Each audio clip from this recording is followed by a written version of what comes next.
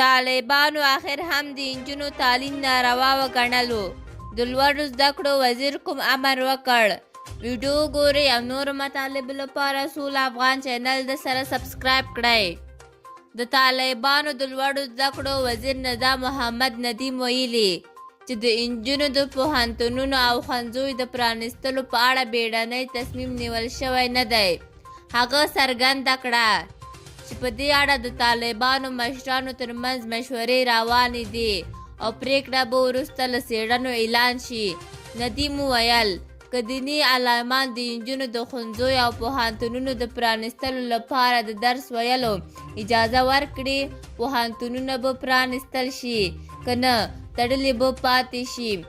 ندیم د خلکو د غوښتنو په اړه وویل چې د اسلامي شریعت پر رڼا کې اقدامات ترسره کیږي او د اسلامي نظام په چوکاټ کې د خلکو غوښتنې سره سم عمل نشي کېدای. هغه ټینګار وکړ چې د هر ډول پریکړې د اسلامي شریعت او کلتور سره سمون لري او د دې پریکړې د نیټې په اړه ډاډ نشته.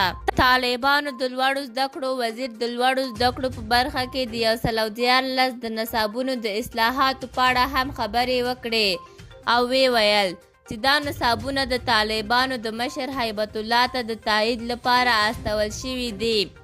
د دې اصلاحاتو هدف افغانستان د اسلامي افکارو سره سمون دی او هغه مضمونونه چې اړتیا نه لري به لرې شي. ندیم د نړیوالو هیوادونو نه غوښتنه وکړه چې زده کړیالانو ته د بورسونو ورکول د طالبانو سره په همغږي ترسره کړي. هغه څرګنده کړه چې په هغو هیوادونو کې چې د خپل زده کړیالانو پر مفکورو ایمان او سیرت باور نه لري هلته زده کړیالان ناسته وي. ندیم د نجونو د پوهنتونونو او ښوونځیو د پرانیستلو په اړه د دیني عالمانو څېړنې د اهمیت په اړه هم ټینګار وکړ او دا یې وویل چې دا څېړنې د راتلونکې پریکړې اساس به وي.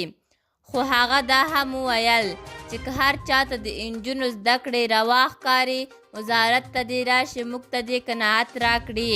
د هغه له خبرې ښکاري چې د دوی په نظر دا زده کړې ناروا دي.